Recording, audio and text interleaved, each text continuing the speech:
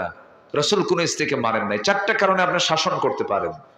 Number 1 হলো যদি নামাজ না পড়ে, নাম্বার 2 হলো যদি রোজা না রাখে, নাম্বার 3 হলো যদি পর্দায় না থাকে, নাম্বার 4 হলো সতীত্বের যদি হেফাজত না করে, স্বামীর কথা যদি না মানে। 4টা কারণে মারা যাবে, শাসন করা যাবে, কিন্তু মারার শর্ত হলো লাঠি দিয়ে মারা যাবে না। পকেটে যেই মিসওয়াক দিয়ে আপনি মিসওয়াক করেন, সেই মিসওয়াকের লম্বা হতে হবে 9 ইঞ্চি মিসওয়াক। এই মিসওয়াক দিয়ে আপনি বড় জোরে মিসওয়াক দিয়ে আপনি তাকে মারতে পারেন। যদি কোনো স্বামী তার বউকে কারোর সামনে মিসওয়াক দিয়ে মারতে নেয়, ওই দৃশ্য দেখলে ওই লোকগুলো রাগ করবে না হাসবে? হ্যাঁ, এই তো মায়ের কলিজায় কেবল পানি আসছে। হুজুর ধন্যবাদ আপনাকে।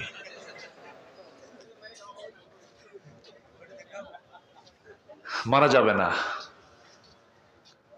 আমার নবীজি কোন স্ত্রীকে মেরেছেন এমন কোন রেকর্ড আপনি একটাও দেখাতে পারবেন না। মাঝে মাঝে একটু রাগ করতেন, চোখ রাঙ্গাতেন, একটু অভিমান করতেন, রাসূল একটু নড়াতেন মুখ,